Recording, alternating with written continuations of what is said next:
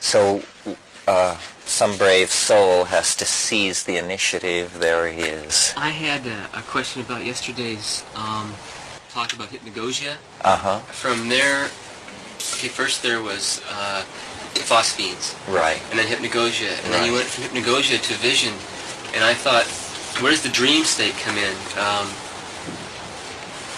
Because usually Well, I think we were talking about the visual field. The dream state is like a vision, except that it's not emotionally charged in quite the same way that vision is. It's almost a difference in emotional quality rather than the visual impression. I mean, do you agree? Does yeah, that? I think so. When I'm dreaming, though, I get more of the feeling of a very emotional time. But when I'm in vision, it's more like rapture, which I guess is high emotion. But That's what my analysis of it is, that it's touching you at a deeper emotional level. But it's interesting, this question you raise about dreams. We were talking last week. It's fairly common among people who use psychedelics to have dreams in which the psychedelic actually appears as a motif, and then you take it, and then you have the experience in the dream. And I've even had this with DMT, which is to my mind the strongest psychedelic. So it's very interesting because it's a perfect case proving that really you can do it all yourself. In other words, that the chemical precondition is there in deep sleep. Yeah, Eric. Do you think memory is more or less, instead of memory being something you remember, in the sense of replaying something, but it actually takes you back to the moment or something? You mean that it could be an extremely strong memory of a psychedelic state? Yeah. That's a possibility. It's pretty interesting. I don't know. I've had very puzzling experiences, maybe some of you have as well, around the theme of memory and psychedelics. I remember once in the Amazon, I had a wonderful mushroom trip, and I took it again the next night to try and reach this same place again.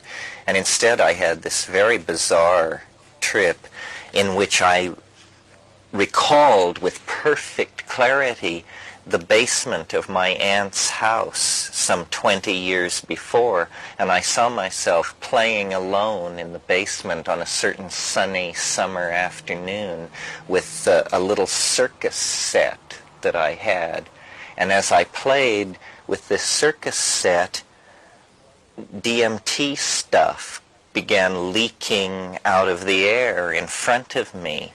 And here I was 20 years later seeing this as though I were reliving a memory of a 5-year-old child, seeing the stuff that he couldn't tell his parents about, couldn't tell anybody about.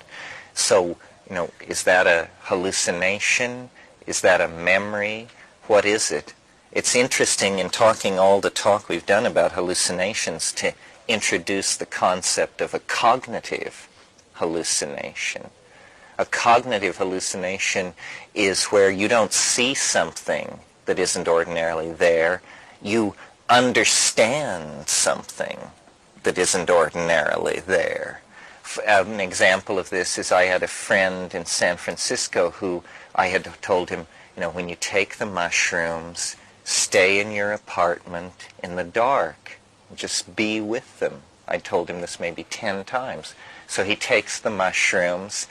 An hour into it, he realizes in such a way that just causes him to laugh aloud that I had been kidding. That wasn't what I had meant at all.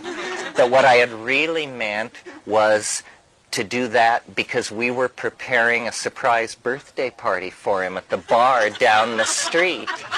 So, congratulating himself over the fact that he's figured out this cleverness that we've launched upon him, he dresses himself and gets ready, goes down to this bar and bursts in the front door and says, "I'm here!" the story goes from there, but that's the part about cognitive hallucinations. And of course, sometimes a cognitive hallucination will stand up. Then it becomes a new truth and passes into the meme wars as a competing member. What else is on people's minds here? I'm real curious about the phenomena of when you're on the mushrooms and you experience it's like other entity or other intelligence.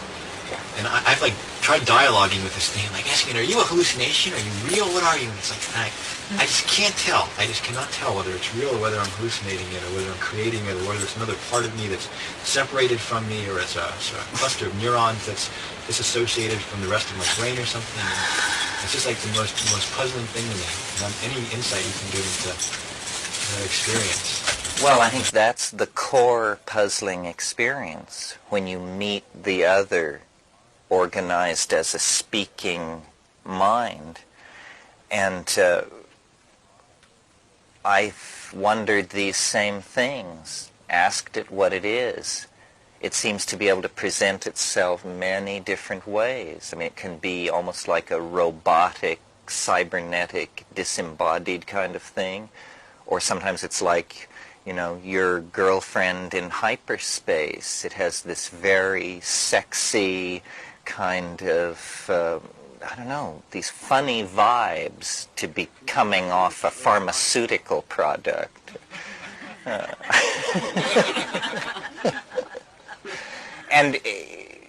But it might as well be another intellect, because it seems like it. It seems as different from you as the person sitting next to you, at least that different from you. So I treat it that way. I don't know, perhaps people have always heard voices in states of high agitation or stimulation.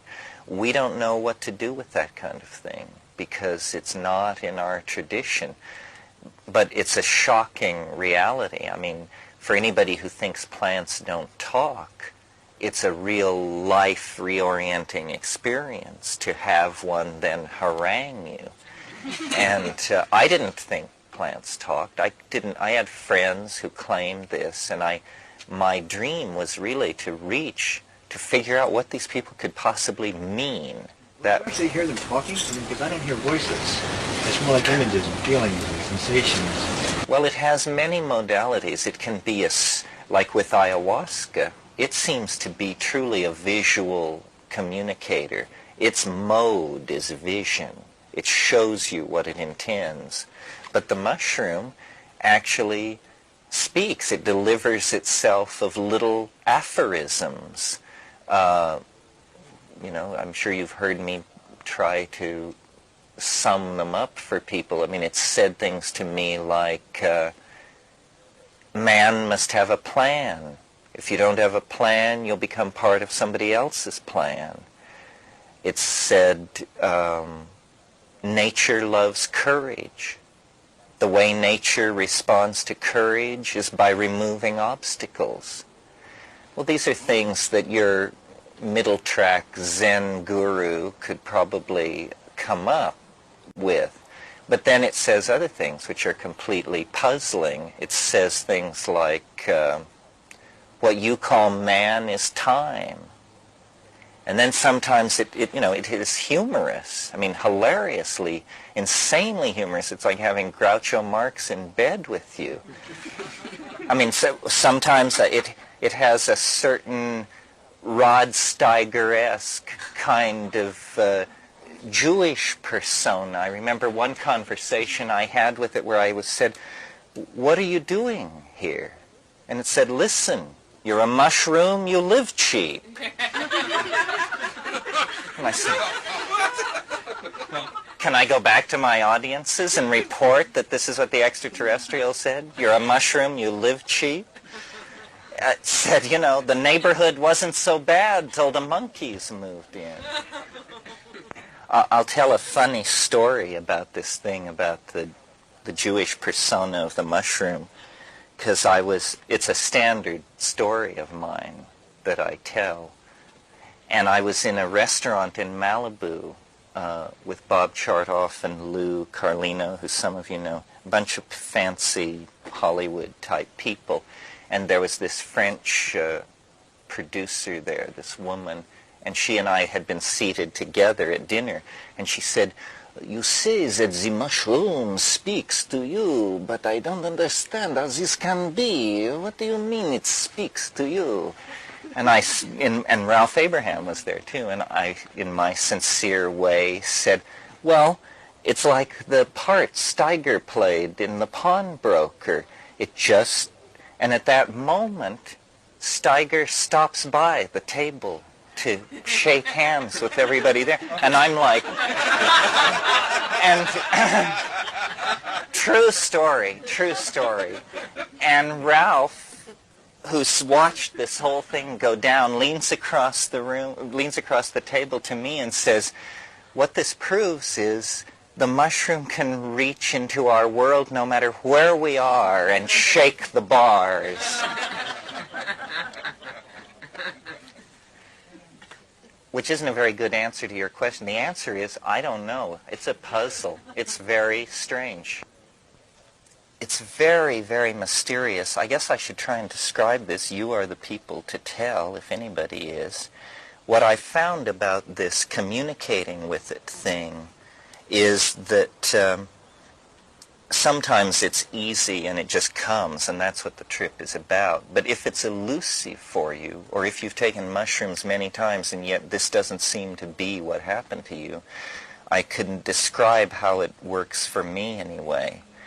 It's as though a certain level of intoxication with the mushroom is the precondition for being able to communicate, but is not itself enough, so that I will feel the levels building in my body, and I will be very stoned, and then I will come into this place where I will say, now it is possible to invoke the spirit in the mushroom.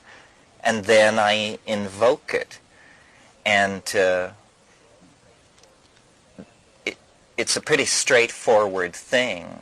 I remember an old I Love Lucy thing where Ethel is asking Lucy how she gets in touch with the flying saucers. And she says, I just say, "Come in, little green men, come in, little green men." It's almost like that. In fact, it is like that. No, they're not green. What I do is I get the feeling, which is, I call it, it's almost like, I'm embarrassed to even tell this kind of stuff. It's a feeling of being very Irish. It's a feeling of elfinness. And then I say, aha, we're getting close in. They're I smell them. They're nearby. And then I just say, you know, show, show, show. And there's this music, this tinkling stuff. And it begins to get stronger. So I say, you know, come in, little green man, come in. And then it gets louder and louder. And then finally, once you get the valve open, you don't have to worry. It will pour through as long as you can watch it and be with it and sing with it. And it is obviously the basis for the idea of elves and elfin energy and little people who make jeweled machines and play musical instruments and live in the mountains. Terence, do you know how in the very first instance that you began to, you must have learned in some way how to invoke this, to say come in, come in, come in. And it's something you've stumbled into it some way. Can you recount that incident? Do you remember that? Sure. The way it happened to me was someone in 1967, just a few months after I'd begun taking LSD, somebody brought DMT to me and said, without any introduction, they just said, here's something you might be interested in. It's a drug. And I said, how long does it last? And they said, 5 minutes. I said, okay. Thinking, 5 minutes, what can it be, you know? And what happens with DMT is you leap over all the barriers in the first few seconds.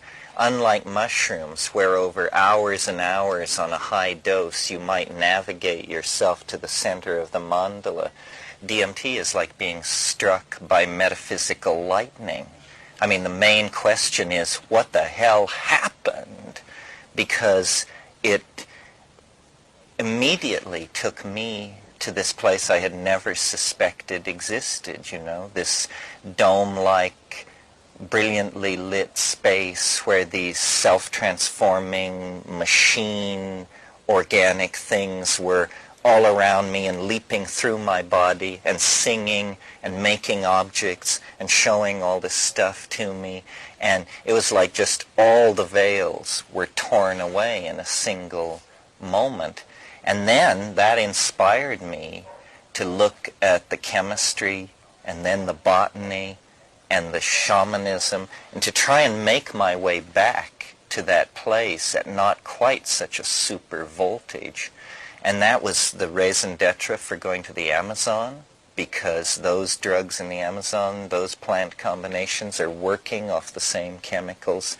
It was the reason for being into the mushrooms, because the mushroom really, experientially and chemically, it's quite reasonable to call it a slow-release DMT trip. DMT is quite an astonishing thing. I don't understand how they manage to keep it secret, because it's the convincer, you know. It's for the person who thinks these things only work if you're soft-headed, because it's just, it raises all the questions in a hurry. It's so intense and so oriented toward the other and the visual and the hallucinogenic that it isn't really like a drug. It's more like an event that you ran into. You just came around a corner and there was the unspeakable. I don't know if I would have ever, I was lucky in that sense. A lot of people take psychedelics a lot, I think, and never quite realize just what it is that they have their hands on, because you need these ego-threatening, if not life-threatening experiences somewhere along the way to hip you to just how intense this can be. There's nothing any more intense this side of the grave than a strong psychedelic experience. Did you begin then to, once you'd done the DMT, did you begin then to, as you would work with psilocybin or the mushrooms, did you begin to, and since it's slower, you began to have some kind of recognition that you needed to invoke more and more, and you began to, did it take a ritual form, for example? Well, did you do the same thing each time? What seemed most astonishing to me in these early DMT trips was that there was language that I hadn't expected, that what's going on in the DMT trip, besides the body transformations and the visual hallucinations and the little alien entities, is they are speaking to you and you are understanding, and yet they're speaking in a language which is visible, which is, it's pure magic, it's pure linguistic intent, which you behold with your eyes, and you feel like Moses before the burning bush or something. You just say, my God, I didn't know humans were wired for this kind of a thing. What is it? And then for many years I smoked DMT and contemplated it, and on DMT it comes very, very fast. It's like spun gold and mercury, you know, and supremely intricate and supremely worked and rapid. And my dream was to be able to slow it down, to be able to do it, to be able to show it to people. And I read Robert Graves' The White Goddess and had the notion in there, you know, he talks about a primary poetic language that he thinks existed before history, that was so from the bone and the flesh of people that anyone could understand it. It wasn't like Japanese and Iranian and American English. It was from the bones, not from the place. And poetry made in this language had the power not only to move people's hearts and to open their souls, but to actually cause them to see realities pass before their eyes, and that these poets were using sound and language to do something that we have only the faintest memory of. And what the DMT beings seemed to be saying was, this art can be brought back. This visible language, this poetry made manifest is what you should learn to do. And all the trips were about, see what we're doing? Do this, do this. And eventually, I was able to do it on psilocybin, and then it was apparent to me that it's gibberish, and that I had somehow missed the mark, or that you have to be stoned, or that there are parts still to be learned. This is a very persistent theme in these deep psychedelic things, I think, is something is trying to be communicated that is not on the love one another level, but more like fold flap A to flap B, that kind of thing. There is concern to communicate the construction of something. And when I realized this and then looked back through mythology, it's always been there. The Mandayans, who were a Gnostic cult of even the pre-Christian period, had the notion that when the Messiah for them came, he would construct a machine of some sort. They call it this. That he would construct a machine, and that the machine would then pump all the souls to the moon, and then from there they would be taken care of in some way. But it was the missing link was a machine which the second Adam would come and build. Kat had this experience of the structure of the flying saucer when we were in the Amazon in '71. It was all about how do you build a trans-dimensional vehicle with the help of elfin advice. And it was molecular. It was interiorized. It had something to do with sound. You sing it into existence, but it has something to do with DNA. It's a technology that is fantasy for us, except that you can feel that this has always been the Pythagorean faith, that color, sound, angle of attack, all of these things could go together to produce a super technology and a vehicle. And in the deep psychedelic states, there always seems to be either the concern with building something, imparting information about a plan, or the other persistent motif that people have is that the world is going to end, and that there will be intervention of some spectacular sort, the second coming, flying saucers, something like that. Now, why these motifs exist, I don't know. I've talked at times about what I call the transcendental object at the end of time. And I think maybe what human history is a kind of collective psychedelic trip where we are closing in on the mystery at the center of the mandala, sort of the shamanic gift, difficult to obtain. And what it is, of course, is it's the human soul realized, and I almost said realized as a technology, but the realizing of it in any form would realize it as a technology, so that really history is the siren song of the soul, the saucer song of the soul, the group mind coming into existence through our efforts over several thousand years, something first glimpsed in dreams, and then glimpsed in, higher mythologies, and then glimpsed in technological visions and in psychedelic states, and finally actually invoked into history in such a way that its reality is incontrovertible. Then history ends. I don't understand why anyone could be moved to say such crazy things, but it seems to be the content of the experience. Now, of course, if any of you are psychologists, you recognize this as a syndrome grandiose delusions, messiah complex, misplaced reference. It has different kinds of names. It means you think that you're going to be present or a part of the most important thing that ever happened.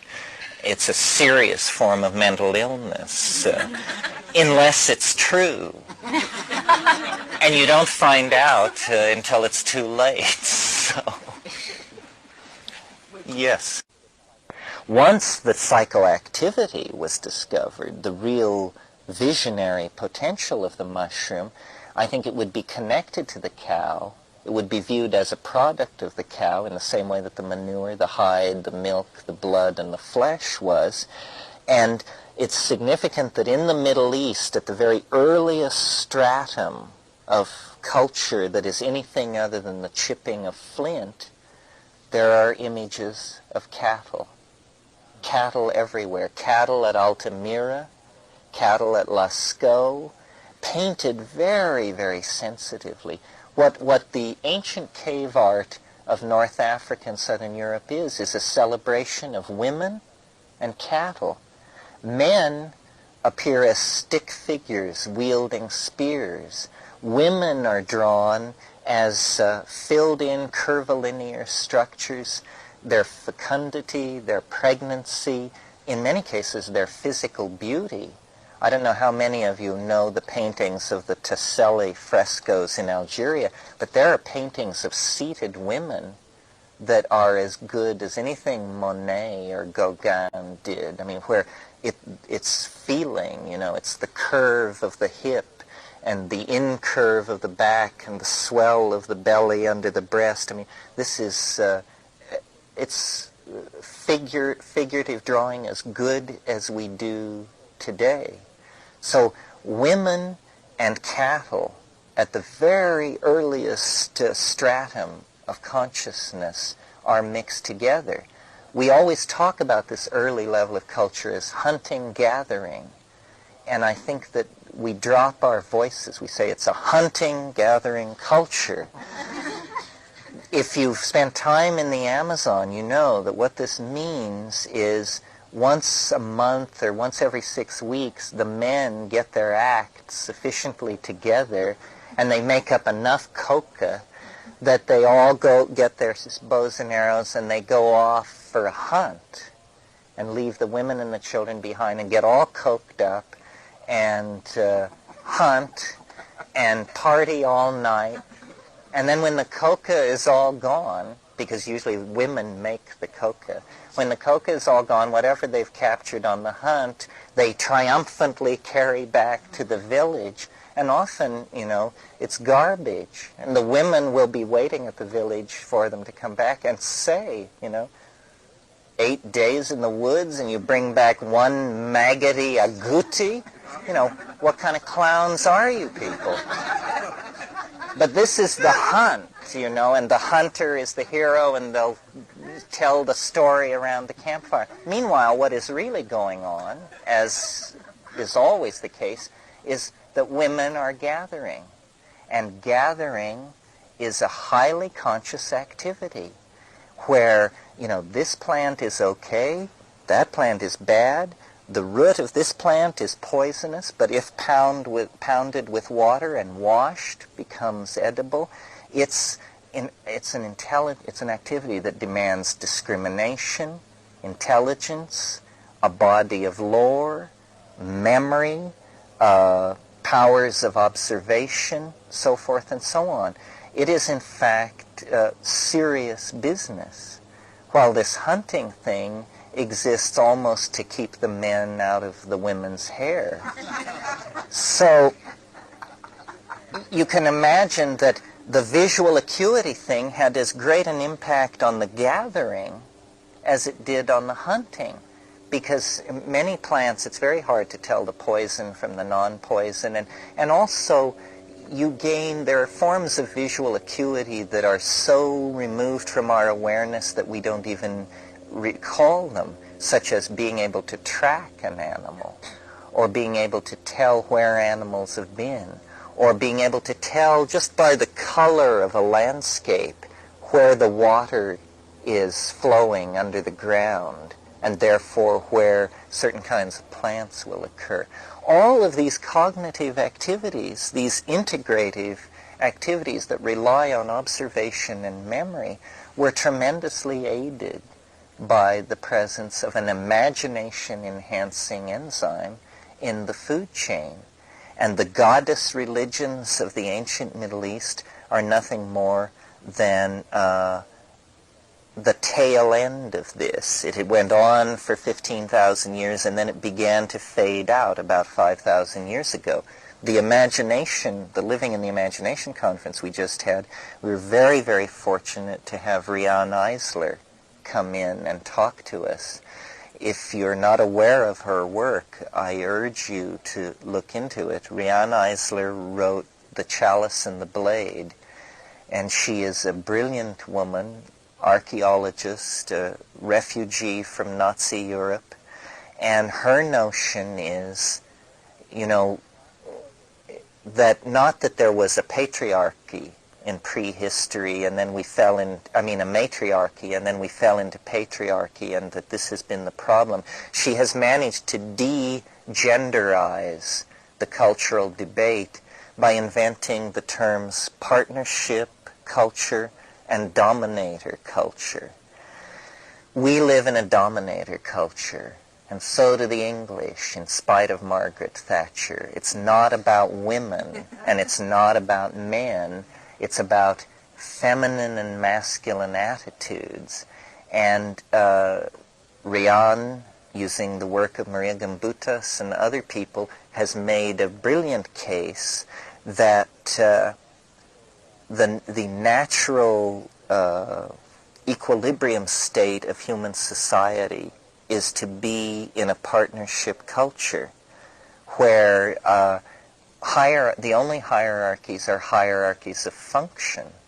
People do what they can do well, but an administrator is not a more advanced member of society than a gardener. Nothing is seen to be intrinsically somehow higher or lower. There are just functions performed by people. Well, the great hope that she holds out is that if we recognize that what happened was simply a mistake, the allowing of the dominator model to come into being, then recognizing it as a mistake, we can simply correct the mistake. So she offers tremendous hope.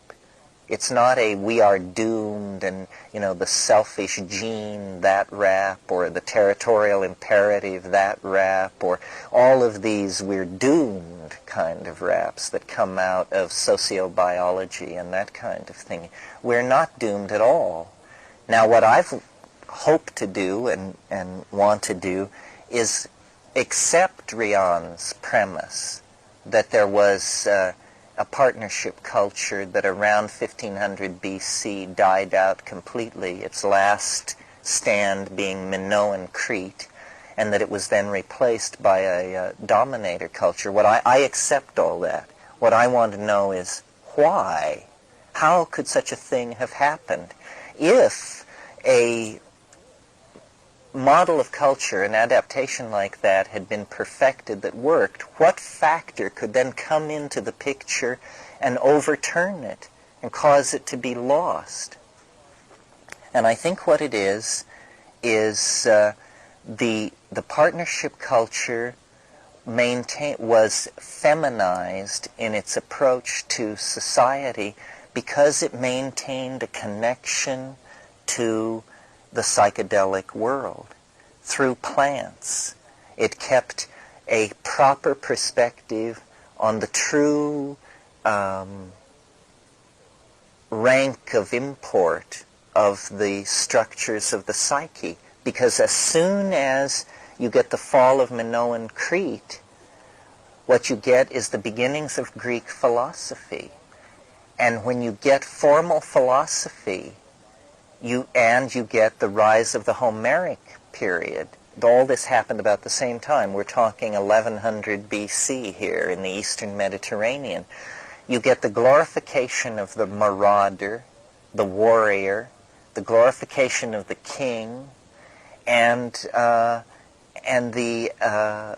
evolution of slavery in the Greek model that we kept up with right up until 1865. The slaves of ancient Egypt were the property of the royal household. Slaveholding was not something that everybody was into, as it was later, where wealth meant slaves. So I think that what the psychedelic thing can be seen as is, when it's done with plants, is a return to Gaia, an immersion in the feminine. James Joyce talks about what he calls the mama matrix most mysterious.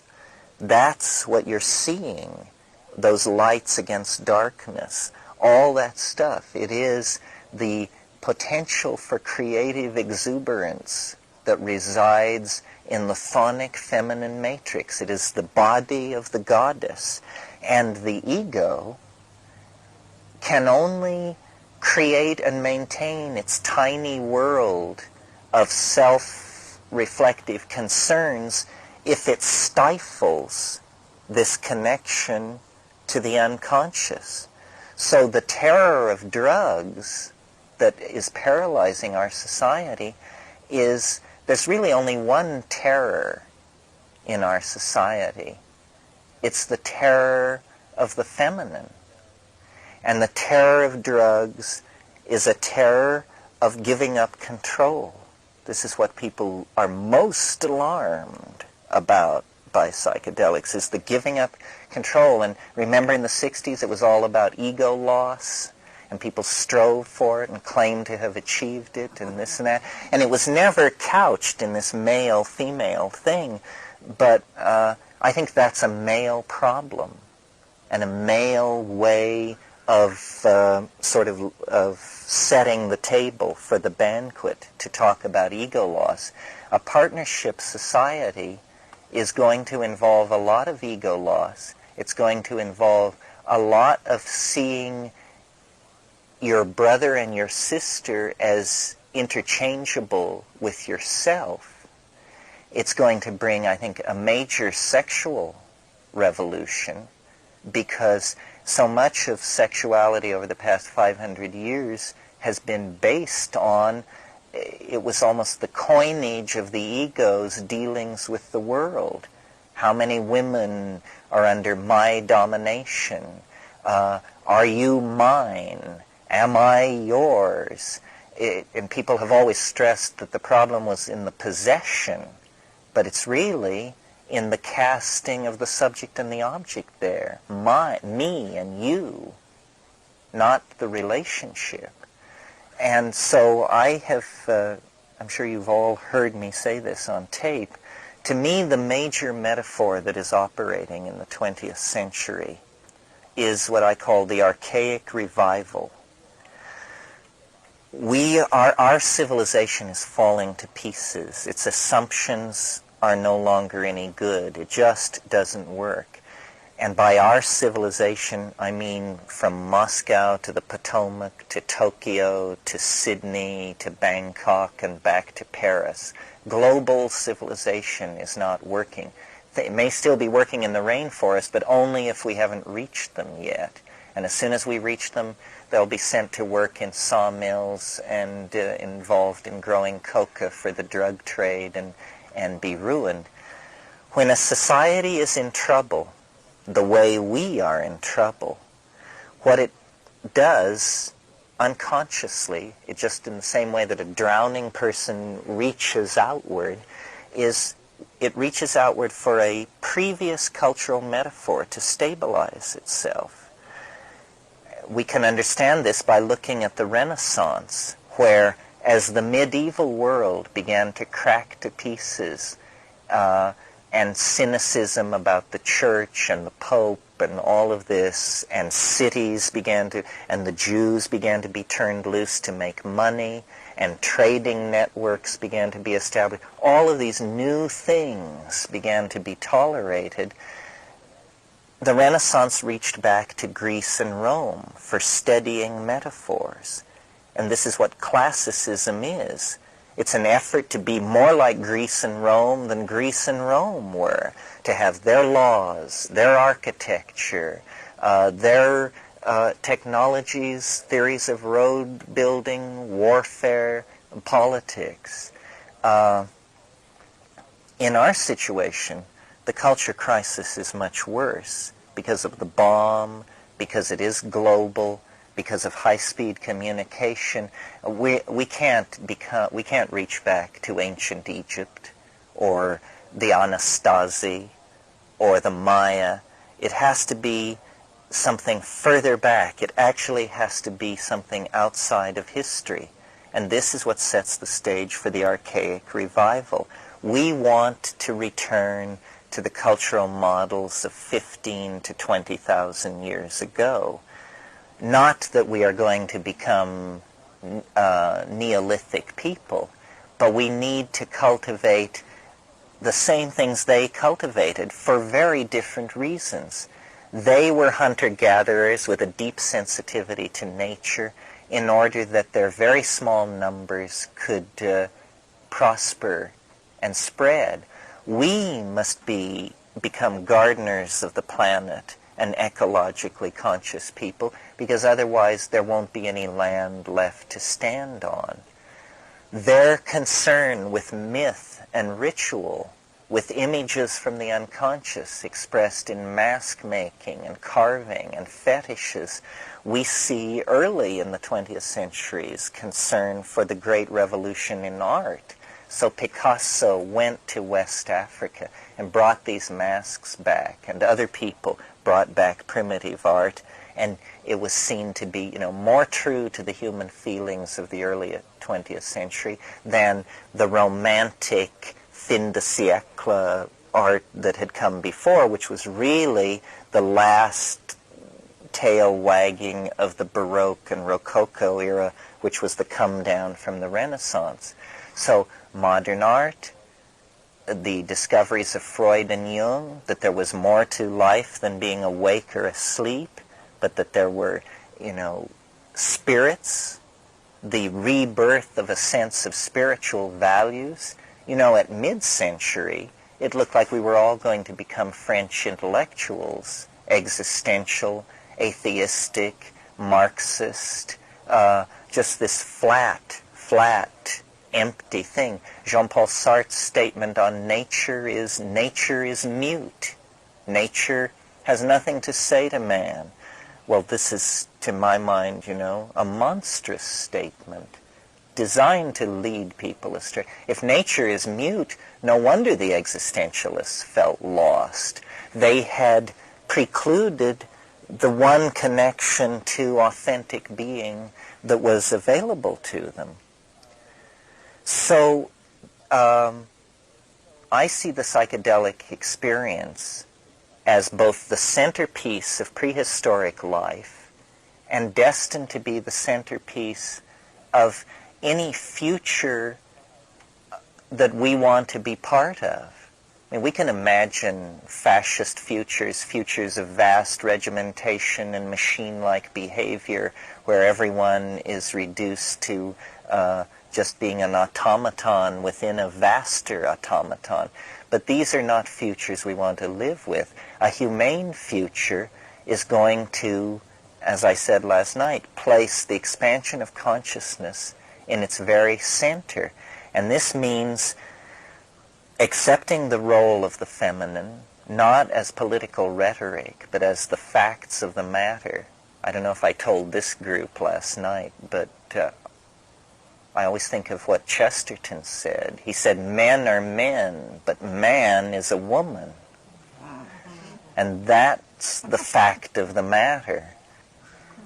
And by realizing that man is a woman, there's no debate. It's not a discussion. There's no convincing. It's just a fact, like that water runs downhill. You're going to have to get straight about it. Then there is a possibility for fitting ourselves into a partnership future. Rian has thought this all out in her head, theoretically. I don't know whether she is a psychedelic traveler or not, but she and I immediately had lots to say to each other because she has, you could say, found her way there by another route. The tension in the world is the tension between the ego and the feminine, not between the masculine and the feminine. And everyone who has an ego, and many women in positions of power do, has an unresolved problem with this ego feminine thing. The return to the archaic mode gives permission for this to happen, and the psychedelic experience stabilizes it, because women are always at home with the mystery, probably because they are the ones who give birth, and they are usually the ones who make dying, ease the way of the dying. So I don't think women have this desire for neatness and closure that dominates men. Men want it to be straightforward, well-organized, move on time, no mystery. Science, as the great enterprise of paternalism, has come to the end of its road. It has not only swept the kitchen, it's now sweeping the yard. And as it sweeps the yard, it's sinking deeper and deeper in the earth, because there's no floor on reality. There is science, and they are beginning to admit this and say, well, there's something wrong. We thought it would be one more particle or one more something or other, and it just seems to endlessly recede in front of us. This is not a problem. This is a solution. This is what science has been needing to hear for 500 years, is enough already. We now have a science which can do anything or almost anything we want technologically. So that's its tool-making function. It's fulfilled that very nicely. Why do we believe that it will elucidate the mysteries of the soul? It won't. That's another concern. It's a concern of individuals. You want to understand the mystery of the soul, you don't get a $5 billion budget and a team of 6 universities linked by computer to attack it. No, you go into the wilderness and you eat mushrooms. It's that kind of work. It's more the work of the poet than the work of the research scientist. And certainly in the archaic mode, the poet was the model for men and women. I mean, poet has a masculine connotation in our society, but that's because we're so screwed up. We even had a separate word for women poets, a poetess, you see. But the making of poetry, the living in the primal world of poetry, can only be done if you have a direct connection to the mystery. And that cannot happen as long as the ego is the God. We were in the conference last week kidding around down at the Baz, and I was saying that I had invented the smallest form of memory, that memories were made of particles, and that the smallest particle of memory was called a mnemon. And then somebody said, well, if memories are made of particles, then is consciousness made of particles? I said, well, maybe it is. Well, then what shall we name the smallest unit of consciousness? And Kat said, how about calling it the ego? And I think that's a good place to begin. Let's get it in its proper perspective. The ego is the smallest amount of consciousness anybody can deal with in the ordinary world. But you build outward from the ego. You put 2 egos together, and maybe you've either got a conflict, which is always interesting, or better yet, a love affair. Well, you put 3 egos together, and you've got a ménage à trois. 4, and you have a corporation, and so forth and so on. So complexity of consciousness arrives out of building on the atom of the ego, not trying to squeeze everything down into it. The intellectual richness of our heritage is unimaginable. It is our greatest legacy. I mean, you can forget your fleets of Rolls Royces and that Monet that they're holding for you in Paris and your summer house on Ibiza. It's nothing compared to the richness of the imagination. Not William Blake's imagination or Donatello or Caravaggio, but your imagination. There's more and better art in your head than is hanging on the walls of the great galleries of art of this planet. That's what makes history so exciting, because we have just begun. We really are just shaking the leaves out of our hair and scraping the lice out of our fur and beginning to talk about how we could have a civilization here. We could have a sane planet with sane people living on it, leading happy, productive lives, with everybody with enough to eat, everybody getting laid enough, everybody getting to be famous enough, everybody getting what they need by abandoning this, I think it was Freud who compared the gathering of money to the retention of shit, to the holding of your stuff, to being that possessive and that crazed about the products of your own psyche and body. The role that psychedelics play in this, if I haven't made clear enough, is that they caused it. They maintain whatever of it has gone on through the dark centuries of monotheism when these things were forbidden. And I put it that way in order to jibe Muslims, Jews, and Christians equally, because we all have shared in the carrying forward of a really odd idea. And psychedelics now, as we decondition ourselves from the post-medieval world, they are present to hand as tools. And I think people such as yourselves know this.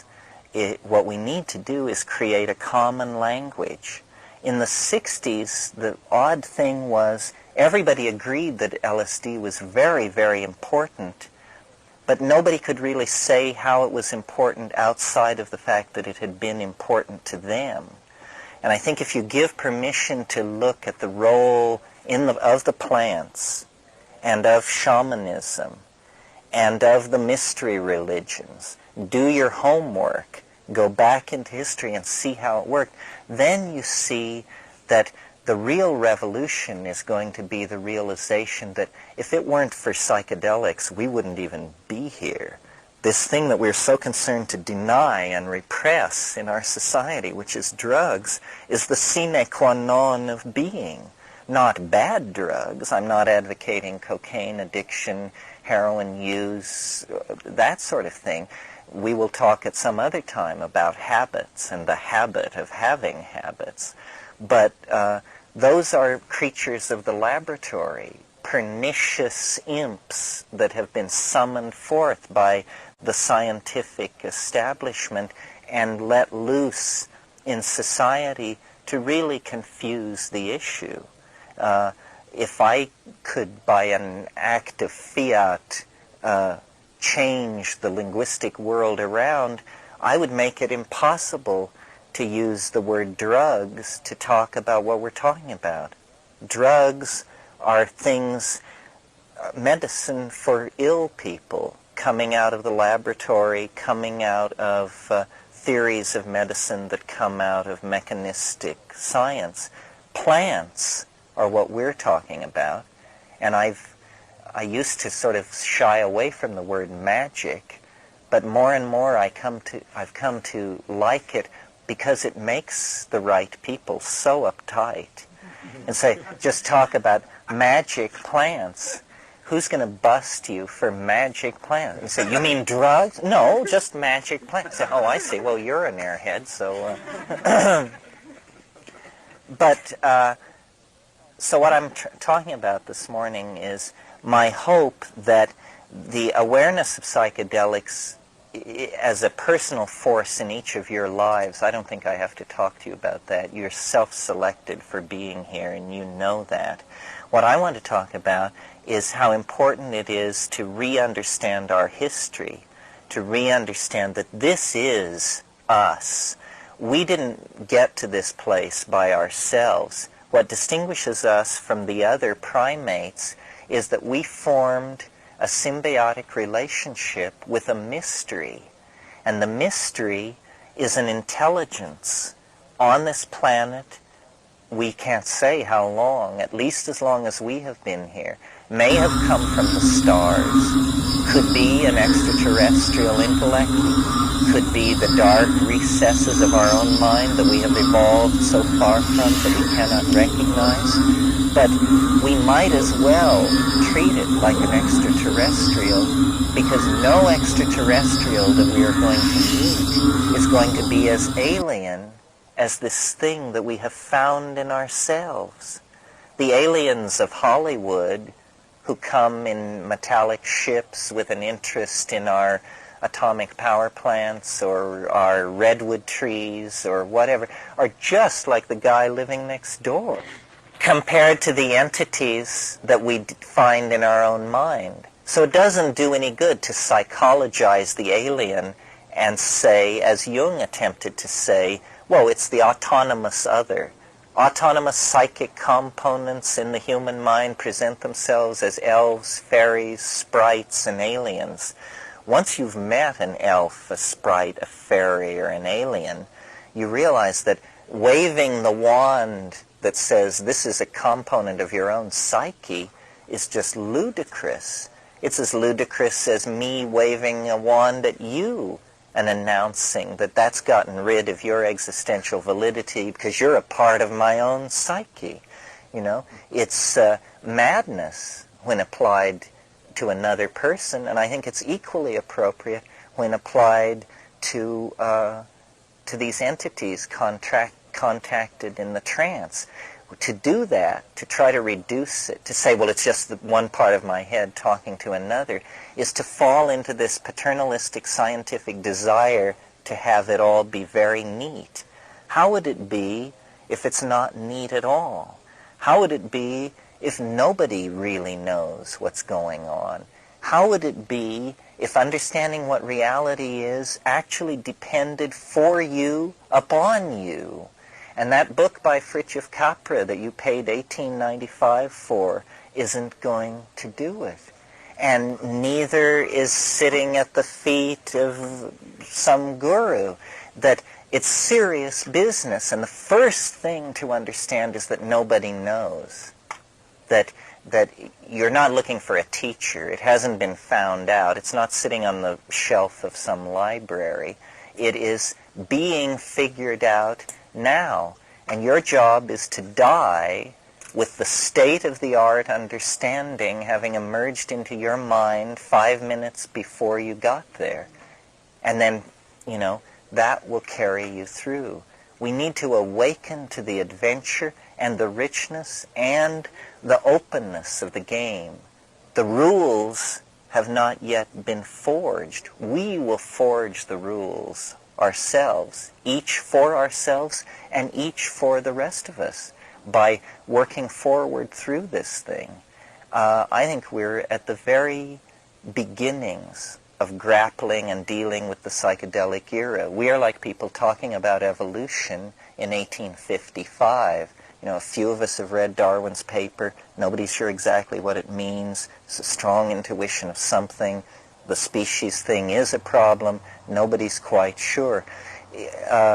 There's a new model of life and culture ahead of us, and it comes out of exploring with each other the places we have been by ourselves, the places that we have gone and been taken by the Spirit.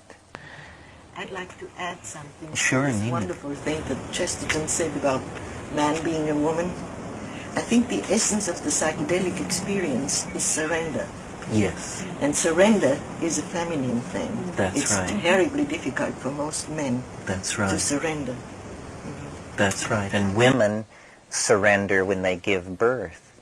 I mean, you must. If it's natural childbirth, you know, you just realize this tiger has you, and there's no backing out, walking away, postponing, skipping over. And yes, so it's the tension between the ego and surrender, and the psychedelics mean surrender. I want to talk, I thought I talked somewhat about the problem of the alien. It's a rich problem, and people probably have experiences which weigh upon it. It's really in the particulars of meeting this thing. If someone had never taken psychedelics and had no interest in it, and had come here because they thought this was the triggering group, I think they would be truly alarmed and disturbed by what they hear, because we appear to be mad people, because we appear to be fully engaged with an unseen, invisible world, and we're calling it the cause of history, the purpose for the future, and the basis for everything going on between us. But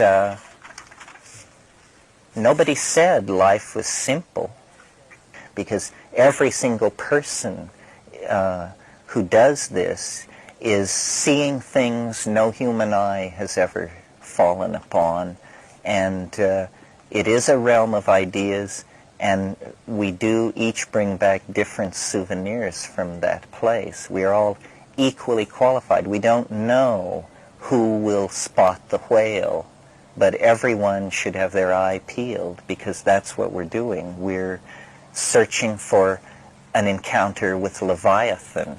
Nature is God. That was the informing vision of Moby Dick, and it's a good one to carry as a metaphor into the psychedelic experience. There again was a perfect example of the male ego unable to release into the matrix of nature until it literally dragged them into the depths.